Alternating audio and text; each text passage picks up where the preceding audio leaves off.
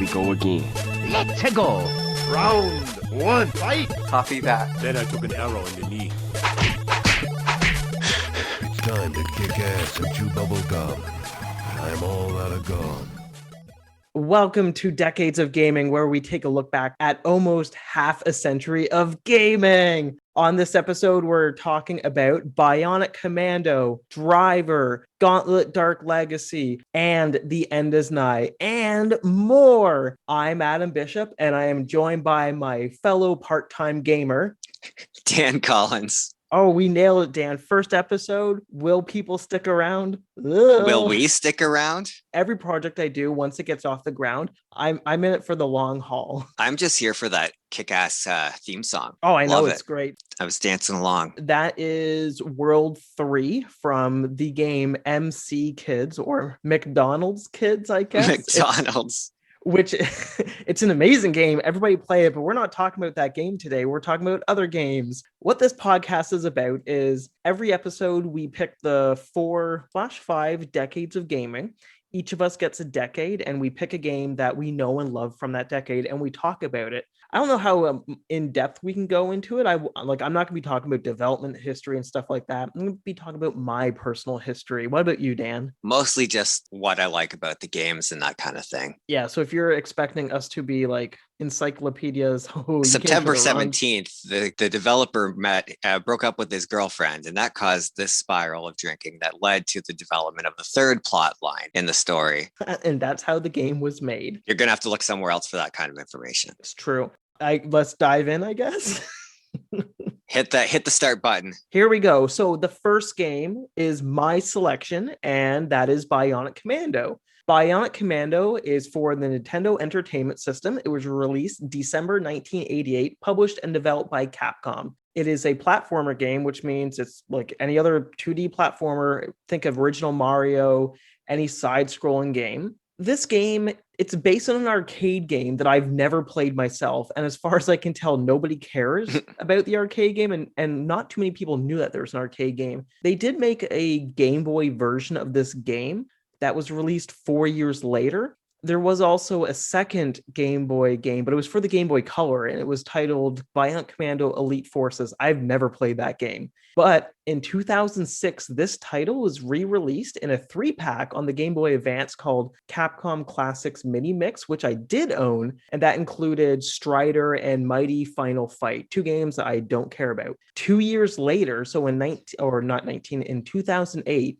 Capcom released a remake, or I guess a second remake, because the Game Boy game was a remake of the NES game. And that was called Bionic Commando Rearmed, and that was for the Xbox 360, PS3, and also the PC. And I think that was through Games with Windows, but it's probably on Steam now. The reason why I picked this title is this is a game that I never personally owned, but I would borrow it off a friend. Dan, you said that you told me before that you've never even heard of this game? Never heard of it, no. Oh, man. So my friend Duke owns that. I assume he still owns this game. I hope he didn't get rid of it. He owned it and I would borrow it off him. And we would play it all the time. I had no idea what to do in this game. There's an overmap. I'm going to try and describe it without video and pictures. There's an overmap, kind of like, think Mario Brothers 3, where you have the levels and you can go to whichever level you want as long as they're connecting. But this is almost like a checkerboard of lines, and the levels themselves most of them are attached by other lines. I'll send you a picture later so you can get the idea. And you'll go to a level, and there'll be like a room inside that level, in the main level. When you go inside that room, it's like an intelligence briefing room where you use a computer and they tell you, it's like, hey, if you go to this area, be sure to bring these items with you, because if you don't have these items, you can't beat that area. And to get those items, you have to play other levels, but it doesn't tell you what levels to play. So this was classic NES in the sense that games were made to be difficult, not to frustrate you, just to make sure that you get your time and money out of them. Because back in the day, if you got in a game that was an arcade game, you're not popping quarters in. Instead, it's just super difficult. But this one made you play it, and you would almost need like a notepad and a pen and paper to write down just everything about it. Yeah, this is like I love this game. I've never beaten it. I don't even think I've made it through. I don't even know if there's more levels after the first map. In this game, you play a soldier named I don't think he has a name, but down the road, his name is Rad Spencer. And you have two buttons. Rad Spencer. Rad, R-A-D. Nice. Like I- Radical Spencer. Yeah, I think he has like a longer name, maybe, but it's just Rad Spencer from Nice. what I remember. But in the game, you have your directional pads that like help you move. Up doesn't jump. I think it's A shoots and B is your grapple arm. So there is no jump in it. And what happens is, I'm trying to remember, I think you push on the D-pad which way you want to push your grappling arm. So if there's a barrel in front of you, you can't jump or lunge over it. You have to use your grapple arm to grapple the ceiling above and in front of you on an angle and then swing yourself over the barrel. If you've ever played the game Worms, have you played it? I can't remember. I can't remember if I've played Worms. So Worms was just like this battle game where you had a bunch of worms on a map and you would shoot each other, but that game has something called a ninja rope. And that's kind of like what Rad Spencer's arm is, where at one point you're just like Spider-Man and like you're shooting your arm and letting and then retracting it back and just swinging over the levels. And there's levels where you can't see the enemy, so you'll swing and then you'll bump into the enemy and you'll get bumped back and you kind of just fall off the stage and die. But yeah, this game has like tons of different weapons in it where you'll shoot like a 3-bullet weapon, kind of like Contra. And nice. Yeah, like I love this game and I think everybody should play it. You'll never beat it unless you read a walkthrough because it's super insane and difficult. There was no internet back in those days, kids. No, you could get Nintendo Power. Even then, if you read it, I don't think it would tell you, like it wouldn't help you at all. It would maybe just give you a few tips or whatever. Yeah. Oh, the other thing I forgot to mention is in Japan, you're fighting Adolf Hitler. And in this game, I have questions. Oh, yeah. No, about why you would be fighting Adolf Hitler in Japan. Oh, well, not like in Japan, but sorry, the Japanese release of the game, the bad guy's name is Hitler and you're fighting Nazis. In North America, they changed him to Mr. Bad with 2 Ds. So you go from fighting real historical evil to just Mr. Bad. Yeah, and the way they changed the physical look of the characters, they just took his mustache away. Are you kidding? Are you kidding? They took his mustache away and they took away the swastikas. And what they did was they put just like I think it was just like an eagle like in the background. Yeah. But I want to say in this one, when you beat him, his head blows up. Like I'm pretty sure maybe I'm thinking Wolfenstein. Anyways, I think his head blows up. I can't remember. So you get to blow Hitler's head off. Yeah. Actually, do you have any questions about Bionic Commando? Is it like, do you know if it's available to get now? That's a good question. That's probably something we should try to figure out. Yeah, I believe it's available on the Nintendo DS and the Virtual Console, and maybe the Wii U. I don't believe it's on the Switch for their online classic, like their classic console games. Yeah, their library. Yeah, I don't think so. I'm pretty sure it's not. But yeah, it's the remake should still be available on Xbox 360, PlayStation 3, and PC, depending. They did do a game down the road, like a new Bionic Commando. Nobody fucking cares about that game. The worst part about that game is you still have your bionic arm, which replaces your real arm. And at the end of the game, you find out that bionic arm has AI in it, and it's your dead wife. Okay. What? Okay. Yeah. Jimmy, we've written ourselves into a corner here. What should we do? Just make his arm his dead wife. It's fine. His arm's his wife. So yeah, that's Bionic Commando. That's our first title. Hopefully I summarized it up well. I probably didn't. But Dan, I'm disappointed, Adam, that you didn't have some dirty joke about his arm being his wife. Oh no. Let me think of one. I'm trying to think if it's his right arm, if it's left arm, because if it's his left arm, he can be like, "Ooh, it feels like somebody else," and she'd be like, "It's me, baby." It is somebody else. It is. It's my wife. Gross. Of course, you gotta we got to start things off the way, you got to die the way you live. You got to pod the way you live, Adam. We can't let listeners think that this is going to be a normal, clean podcast that they can let their children listen to. I'm gonna say I did not swear once yet, and I'm pretty sure you did. Did I? Damn it. Oh well. I'm pretty sure you dropped a few swears in there. All right, so moving on up from the terrible 80s to the amazing 90s, I picked Driver as my game. Now, this one just gets in because it was released June 30th, 1999. Oh. So, boom, just got in 6 months before the end, published by Ubisoft. And it was developed by Reflections Interactive, which is a subsidiary of Ubisoft based out of England. And these guys have also done a bunch of cool things. Like recently they've done Just Dance throughout the years, The Division, the Watchdog games. So they've done some cool stuff. Driver was available on the PlayStation as well, apparently, as the Game Boy Color. I'm not sure about that. I played it on the PlayStation.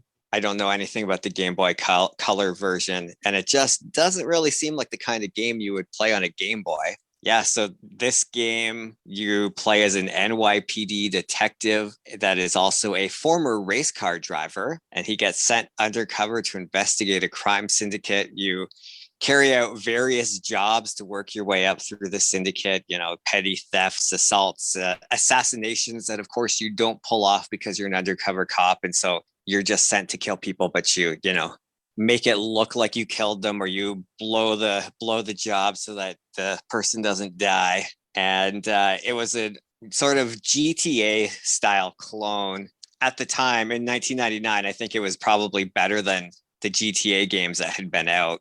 An open world where you can explore through Miami, San Francisco, LA, and New York. And it was also like a really big game. It sold 1 million copies within the first few months of its release. Looking it up now, because I didn't know any of this at the time, but when I looked it up now for the show, it got very high reviews when it came out, with some people even saying it was the best auto game ever made up to that point for driving and stuff. That was that's the plot of it. You go through, it's really just a sort of GTA style clone game. But I really enjoyed this one. My personal experience with it is that my parents wouldn't let me play Grand Theft Auto. And so for some reason, they let me get this one. I'm not sure if the rating was lower or whatnot. And me and my brother played this one for hours and hours and hours. The sequel, Driver 2, was the first game that I can ever remember paying full price for. I bought it for my brother as a Christmas present. I think that one came out in like about 2000 or 2001. And my parents were very mad at me because I spent $70 on a game for my brother. They thought that was just the most ridiculous thing ever. And I mean, Adam, you and I know parents still think that about paying $70 for a game. Damn right. Did he love the game at least? I honestly don't know. I can't remember if he even liked it. Oh my God. I'm pretty sure he must have, because, I would be scarred for life if I spent $70 on something that somebody didn't want. But I don't remember because it was literally 20 years ago, and I can't even remember what I did yesterday. So don't remember if he liked it. Could I have possibly reached out to him through the internet to say, hey, do you remember when I bought you Driver 2 for Christmas in the year 2000? And have him say, no, I don't recall that. Yes, I could have, but I did not. One thing that I remember, I can't remember for sure if it was Driver or Driver 2, but there was one mission where you were driving out in the canyons. Okay, so I guess I didn't go quite as in-depth into the gameplay as you did, but so yeah, this is like, you're a guy, you run around, you can shoot people and stuff, like it's open world, so you can get out of cars, steal cars, drive around, do whatever you want. You can steal, I'm pretty sure I remember stealing like ambulances and stuff like that, and cop cars. And it has like, you steal a car, and then you have to watch out because the cops will catch you if they're on the lookout for you. Like it's very much close to a GTA style game. And but I remember playing this one level where you had to chase a guy through a canyon. I think it was outside of LA. You had to chase a guy through a canyon. And I played this for hours and hours and hours because I was trying to beat it. And I just couldn't beat this one stupid level because either I would lose the bad guy, he would get too far ahead of me. And, it's like, oh, you lost him, game over. Or else I would end up driving off the cliff and into the canyon and die. And I think I still have nightmares about trying to beat this level. So that was my first pick, Driver, a game that I remember fondly from the 90s. I've never played Driver 1 or 2. I had played Driver 3. Because that one was released on like 360, right? I think Driver that was 3? Driver 3 was actually the original Xbox. I remember people used to call it Drive 3R because that's yes. because it was Driver, but the E was a 3 on the box. Excuse me, sir. Do you have Drive 3R? I've heard worse. But that game had that one, since it was on the Xbox and the PlayStation 2, the Xbox had an internal hard drive. So you can record video within your game onto the hard drive. So you could take video clips. There's an editor mode in it. And I distinctly remember that game being rated M. And when Ubisoft made it, they were trying to get a T rating. So there's no blood in the game. There's no swearing in the game. It's basically like GTA Lite for content. Yeah. Just the offensive content, because they wanted everybody to be able to play this game, and they still got a rated M because I think it was you could still hit people with your car, but I think they would just get back up and walk away. So you couldn't kill people with your car. But yeah, it was a GTA clone.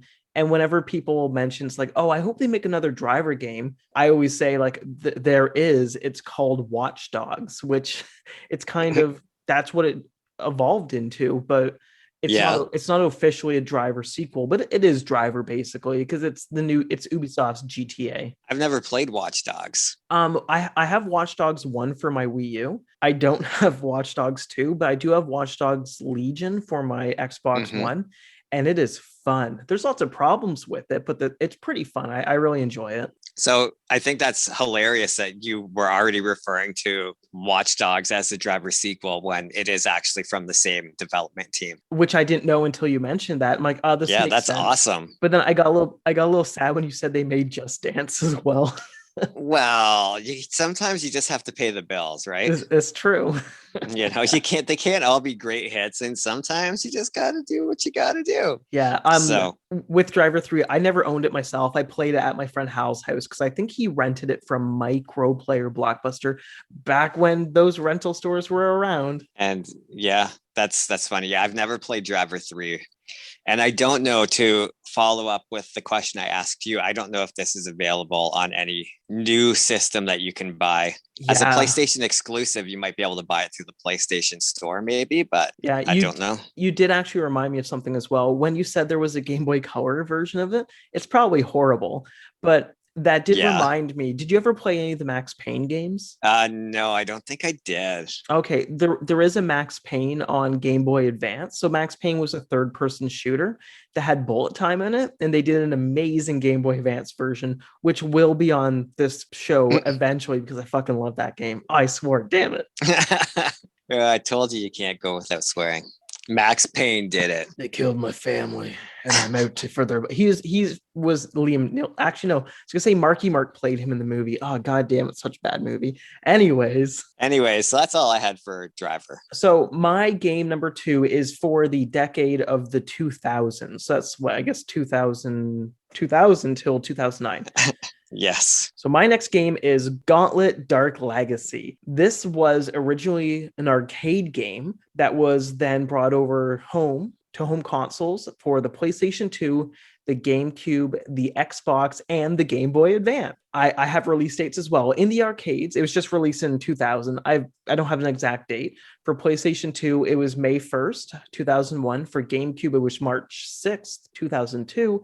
And for Xbox, it was April 15th, 2002. And then Game Boy Advance, which I think I played it. It's really bad. That one was November 25th, 2002. A fun fact is this game did come out in Europe on all those consoles, except for Game Boy Advance, which was North America only. And Japan never received this game when it was originally released. Okay. This one was, it was published by Midway Games and developed by, I think it was Midway Games West. And the genre is a hack and slash dungeon crawler. So basically, what this is, it's Dungeons and Dragons. This series has been around since 1985, originally in arcades, and you would get. I'm gonna try and remember the four classes. You would get dwarf, archer, mage, warrior. And I think that was it. I think those original four. And this is the game that started the trope of like red warrior needs food badly. So if you've ever heard like someone say that, that's this game, because in the arcades, and this version is, you would have health. And as the clock was going down, like you had a timer basically. You could spend as much time you wanted in a level, but every second that you were playing the game, your health went down by 1. So how do you get more health? You pick up food in the game, or you can put in another quarter while you're playing. Okay. And that's how arcade games were. They were quarter munchers. They wanted to take everything out of your pocket possible. So this game I've never beaten. This is actually a sequel to Gauntlet Legends, which was released like on Dreamcast and 64, PlayStation 1. It's kind of like an expansion, like a standalone expansion that had Gauntlet Legends plus a bunch of extras. It's really the same game, but it came out in 2000, which is why I picked it. So the reason why I picked this, my personal connection for it is that this is the game that I played back on NES when the first one was ported to that. So I played this throughout the years. I've got to watch it grow up and kind of die because they haven't made a new one for quite some time. And I've owned this game. I think I owned it for GameCube is where I really played it. The first version, I played it on the N64 with my friend Rob, and he's beaten this game with it. I think he beat it with his sister as well. And I'd always be like, do you want to play Gauntlet? He's like, I finished that. I'm like, man, I never finish any game I play. So yeah, like this is such a fun game. And basically I'll say what the story is. I think it's Merlin the Wizard's like, hey, like this bad guy has stolen all these tablets, and you need the tablets to unlock the world. And then once you get tablets and you unlock all the areas and you beat the bosses, you can fight the main boss. But it's basically just a big maze that you're going through the level, unlocking doors, you open chests, you get power moves, but you literally just hold the A button and kind of throw like your sword at people, your axe, your spells, and you're just killing hordes and hordes of bad guys coming at you while trying not to die yourself. And at the end of the level, like you get like these little mountains of gold and bones to show your kills. And it's cooperative, but at the same time, you're still fighting each other. So you'll see a piece of ham on the ground and be like, who needs food? And the guys, your friend will be like, I need food, I'm dying. So you let him grab the food, even though you might need it as well, but he needs it more. And this game at the arcade was 4 people at a time. So you could stand all like side by side playing this. And the cool thing about the arcade is, because it was a Midway game, Midway has a history for arcade games. You would enter your initials and then you would enter your password. So when you went back to that machine, you could enter your initials and your special password, and then you're back to where you left off. That's very cool. I've never heard that. Yeah, it was in the last generation. So like the late 90s, I think a lot of games did that, especially for Midway. And there were other arcade companies that actually let you bring like a memory card. So I'm trying to remember what game it was. There were some that you could bring. They look like cell phone cards basically, and you could pop into the machine, or some of them actually let you use like Dreamcast or PlayStation memory cards as well. Those are very rare for the machines that do. I have no idea which ones do that. I can't even think of one right now. But yeah, this is a game that if you're playing by yourself, it's kind of boring. You can still play it, but when you're playing with other friends sitting down, it's a fucking blast, and everyone should go through this game because it's amazing. Very cool. And I can't believe you've never heard of Gauntlet or played one of these. Like maybe I played one of the older ones. How far back do the older ones go? I think 19 for the arcades would be 84, and then it was on the NES. The NES one originally was in a special. I want to say special. It was in the black cartridge that said 10 gen. So if you went to your friend's house, they would just have this random black cartridge. It might have been Gauntlet. I think that was the most popular one. Like I feel like I've probably have they been part of like other sort of classic game collections and stuff. Oh yeah, there was Midway Arcade Treasures. They released 3 of them. The first 2 were just like standard games that had like Mortal Kombat, Gauntlet, Rampage, all those games. But then the third release was just all driving games like Hydro Thunder and other games I can't even remember because nobody cares about driving games. Yeah, like I've probably played one of the games at some point, but it never stood out too much to me. Yeah. Yeah. Once lockdown is over, we're gonna play it together. Yeah, I know like they've been putting out it'd be pretty cool if this one came out in an arcade console that you could get like they did the Ninja Turtles and the Marvel, the X-Men games and stuff. I think this has been in one of those, but it wasn't like the Dark Legacy or Gauntlet Legends. It was the original Gauntlet, and that would have been with things like Rampart and Rampage, stuff like that. But I don't believe it was in one. I would kill for those. Like some of those one-up arcade machines are really cool. They're not that great and they cost a lot. If they were like $100, I would have bought a bunch and just stuck them in my storage locker because I don't have anywhere to put them here. With $100, I would have bought them all, but not played them because that's the kind of gamer I am. It's true. Yep. All right. So my number 4 is The End Is Nigh, which was released on Nintendo Switch December 12th, 2017. I didn't bother to look up any other versions that were released because I only care about the Nintendo Switch version. Did you get it physically or digitally? I got it physically to start, but I don't have it physically anymore. Oh, I was gonna say that means you have the squishy of little guy, right? No, I do not. Oh, we'll get into that in a minute. yeah. I'm sorry. We'll get into a minute. I'm getting excited. So the publisher and developer that I found online, it says Edmund McMillan and Tyler Glale, but like, isn't it published through Nicalis Games? Yes, the same people who do Binding of Isaac. Binding of Isaac and Super Meat Boy was developed by Edmund as well. Mm-hmm. And so what kind of game, like what's the genre for this? I'm bad at genres. I would say this one would be a puzzle platformer. Yeah. So I had a platforming adventure, but yes, it's definitely puzzly where you control. Okay, so basically the story is that you are a tumor or something at the end of the world. The world has ended and he's just trying to play his video games. His cartridges are all corrupted and he can't play his video games anymore. So he basically decides that he wants to build a friend out of other tumors that he can find because there's no people left in the world, just sad tumors and bad guys. So you head off into the world and you collect tumors to make a friend, and you can find special secret corrupted cartridges in hidden areas. And these are fully playable mini games that you can unlock. And it's 600 plus single screen levels where you will come into the screen and then you've got to figure out where you need to like jump, roll, dive, do whatever to get through past the obstacles, which could be spikes. They could be like satanic fish or these other like disgusting tumors that make weird sounds and explode outwardly at you. And if you touch anything other than the ground, you die. And there's some birds that fly at you too. And like, it's just a really fun, tough game to play. And so my personal experience with this is that I had just picked up my Nintendo Switch sometime, I think it was probably around the summer or fall of 2018-ish. And I was looking for some games to buy. You know, I was working at EB Games at the time. And on my break for lunch, I would sit in the back room and watch Super Mario Maker videos by some of my favorite YouTubers like DGR and Ryukar. And these are guys that are playing super expert levels of Super Mario Maker 1 at the time and playing all these like difficult platforming levels. And I would watch these guys do these.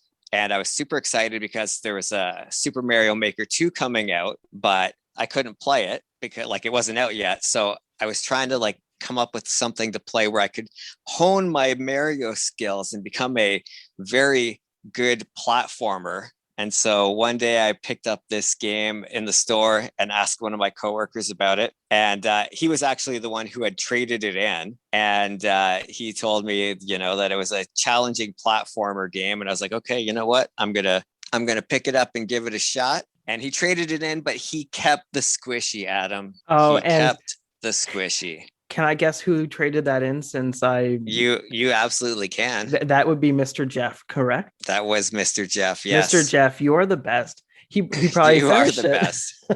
Well, I finished it. Did you finish? I haven't finished that. Yeah, I beat this. So he traded it in without the squishy, but he had everything else in there with it. So it had like a cool little art book and stuff.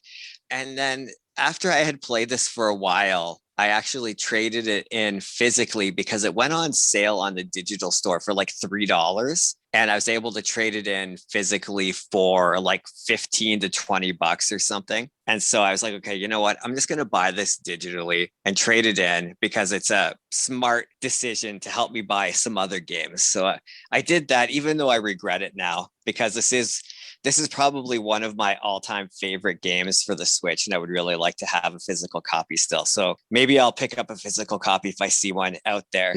Are you laughing because you own one? No, I purchased it digitally as well, and I only have digital games for my Switch. I don't have any actual cartridges. Yeah, because you're a weirdo. I just don't like. I don't have room for them anymore. How much room can it take? Doesn't take. You just need a little shelf. Oh my god, so many games, so little space. No. So one of the things that's really makes this game addictive is because it is very hard. Like, right? It's really hard. Yeah. But you respawn immediately after dying, like literally within a fraction of a second. You'll respawn back at the beginning of the level, which is just the single screen. And so like it's super addictive because there's nothing worse than when you're playing like a hard game and then you die and you have to wait 20 seconds before you start the next, because they got a big death screen or blah, blah, blah, or some music plays. This, like you die and then there's a gross like sucking sound, like, and then suddenly you're just back again. And you can just keep going. And it's really just that reset is so fast that you don't get tired when you die. In fact, there are some places where I died so many times that like my brain stopped working and I would just hold right and just immediately die over and over and over again while I stared like slack faced at the screen because I was so just like, oh, I can't do this. And so you would just be like thwomp, sucking sound of because I'm just killing my poor character over and over and over again. The other thing that's great is because there's no lives when you start the game. When you beat the first part of the game, as you go along, there's a tumor on every screen that you can collect. And at the end of the game, at the end of the first part of the game, you switch from the like overworld to the underworld. And in the underworld, you actually only have the same amount of lives you have as you had tumors that you collected in the overworld. So suddenly it becomes so much more challenging because you don't want to lose all of your lives. Now, I've played this game quite a bit and I've never lost all my lives because whenever I get low on lives, you can just skip back to the overworld and then come back to the underworld and your lives will reset to whatever you were at. Mm-hmm. So I've managed to not ever actually have like a game over. But yeah. And then the funny thing is the final boss in this is you go through like say 20 or 30 single screen levels at your own pace. And then when you get to the final boss, he just like kills himself. And then suddenly the world starts falling apart and you have to race backwards through the last 30 levels within like 5 minutes. And it might have taken you 3 hours to get there. So it's a really tough thing. Like you can take as long as you want to get there, but suddenly now you have to just like go full tilt to get back. This is a game that I have almost 100%ed. I think I'm at around 98% so far, which is collecting all of the tumors and all the video game cartridges and other hidden collectibles in the game. But I have also died 30,000 times. Oh my God. it keeps track of your deaths at the start screen. So like when you go into your game, it'll be like number of deaths 30,127. And so yeah, you're yeah, a master dyer. I'm a master dyer. But again, like it's just so easy. Like you can die 50 times over the course of honestly 2 or 3 minutes, because sometimes the levels are just that hard.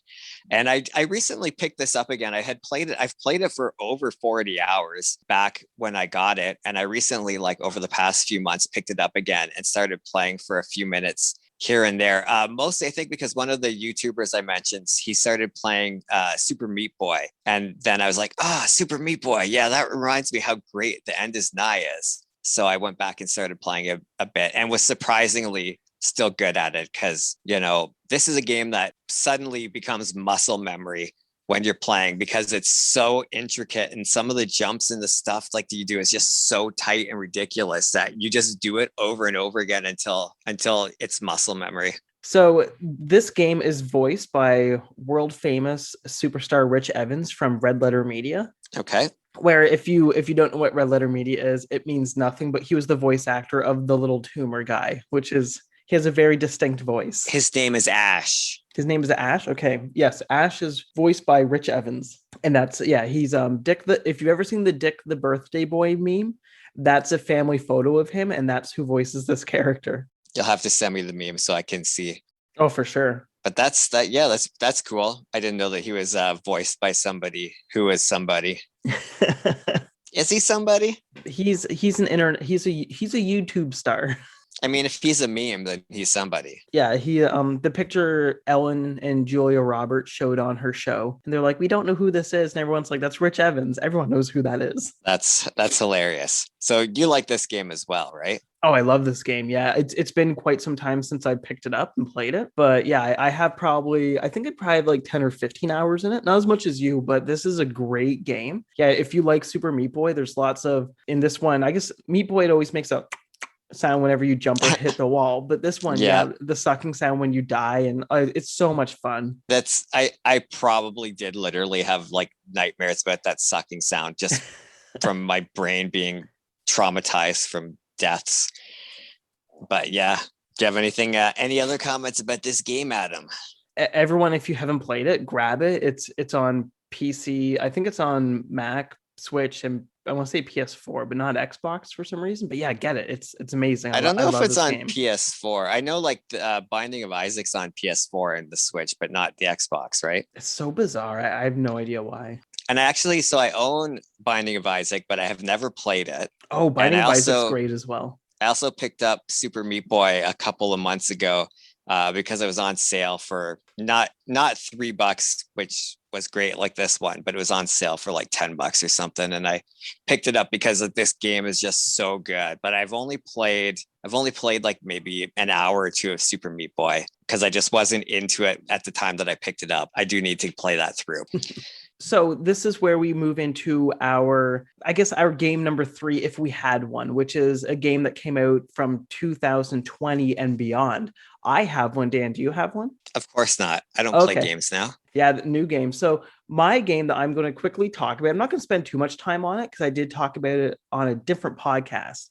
My game is Subverse.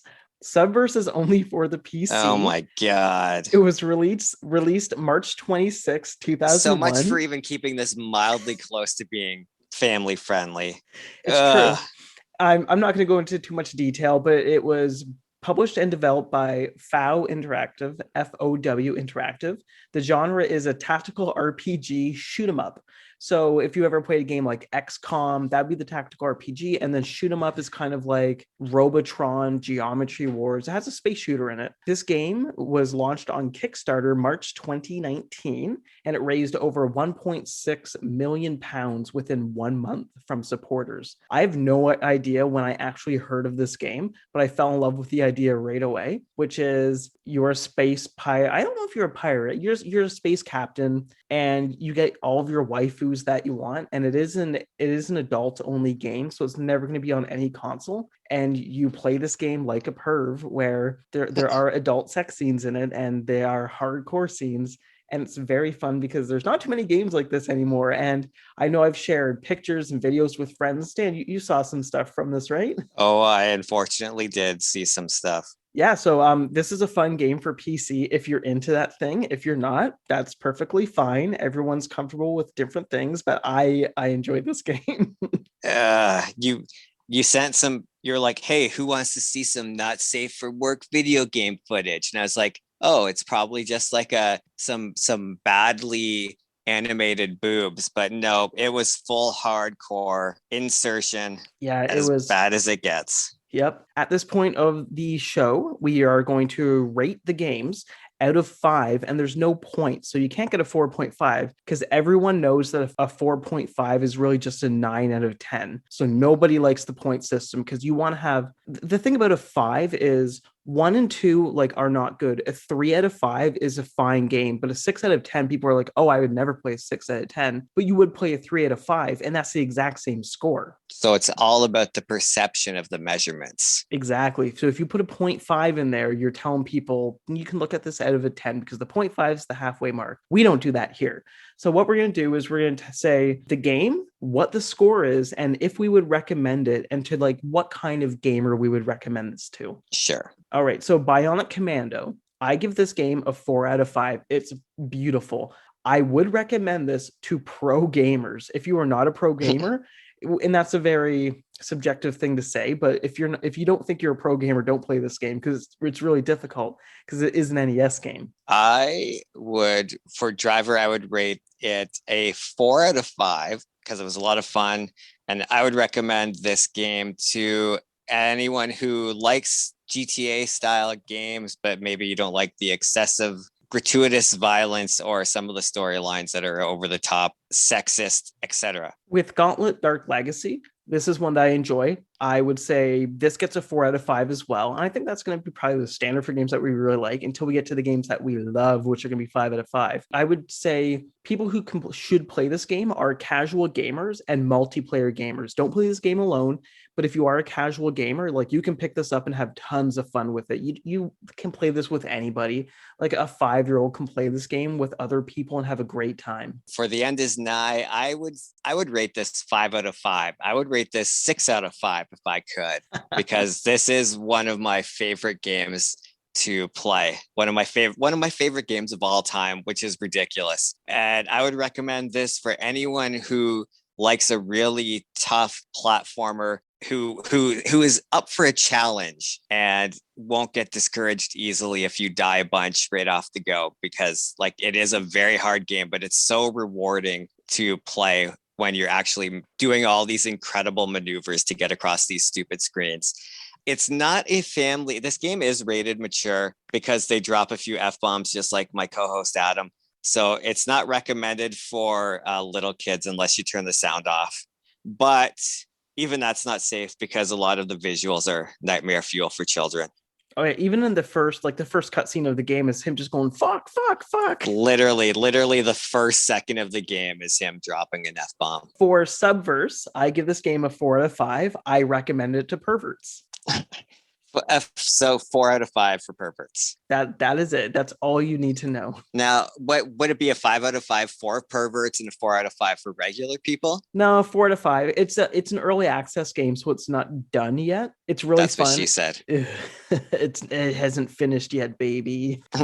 Disgusting. So Dan, yes, what are we playing and what have we bought? Currently, I have been playing a little bit of Subverse, not too much, but I had been playing lots of Nintendo 64 games because I bought an EverDrive, which is a cartridge that lets you load ROMs onto it. So I never have to buy an N64 game again. And I have the full library on one cartridge, which is amazing. And everyone should get that. And I will be talking about N64 games in the future because I can play them all now. And they're super fun. And a lot of them are super bad. Nice. Speaking of super bad, I am playing Fortnite. Boo. I used to play Fortnite on my vacations when I was home alone with a friend of mine, and we stayed up until 4:00 one morning,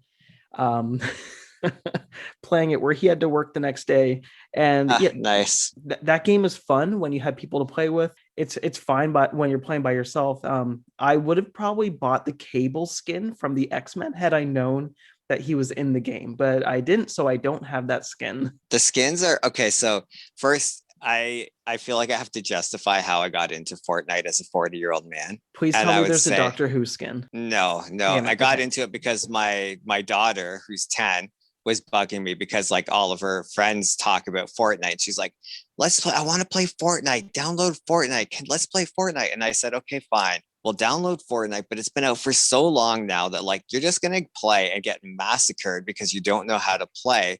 So I'm going to set it up and play and learn how to play so then I can help you play. And then, it won't be such a unenjoyable experience for you. And then I never did. And then one day she was over here and she was like, can we just play Fortnite? And I was like, you know what? Yes. And I set it up and she started playing and like immediately did okay. Maybe made it into the top 25 or whatever in her first match when she didn't even know what the controls were because she just jumped into a car and tried to run people over. I was like, okay, this is kind of cool. And then after, when I was home alone, I was like, I'm going to I'm going to, figure out how the game's played. And I started playing and then I was like, man, this is fun. And then I've been addicted ever since. And I've been playing it for like a month now. And they just released a Batman skin, but it's literally in stupid V-Bucks. So like it doesn't convert straight to regular old buckaroonies, but it's like $15 just for the skin. Holy shit. Yeah. And that's just for one. You can buy the pack that gets you like the skin. He changes your regular weapon into a Batman weapon instead and gives you a Batman glider and a Batman background for your loading screen. And this pack is 2,100 V-Bucks, which is like $20 worth of V-Bucks. What are you playing on Switch? On the Switch, yeah. Maybe I'll reinstall it on my Switch and we can play together. You should, and we should, and then we can have a Decades of Gaming Fortnite night. So be sure to tune in for our next episode where we're going to have a classic WWF game, a Tomonobu, I hope I didn't butcher that name, I probably did, and I apologize, Itagaki game, and 2 other games that are mystery games that will be Dan's selections. If I bother to do any research.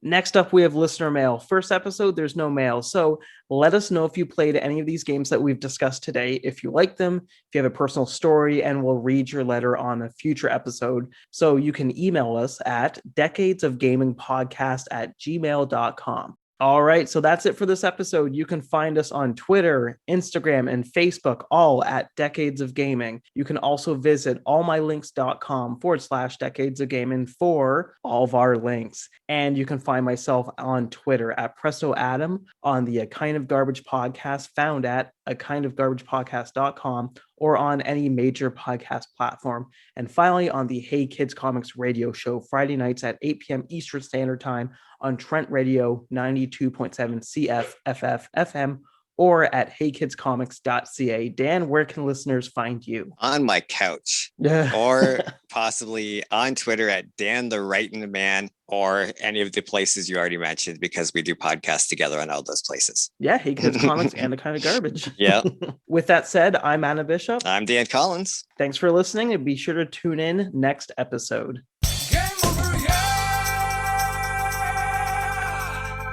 What?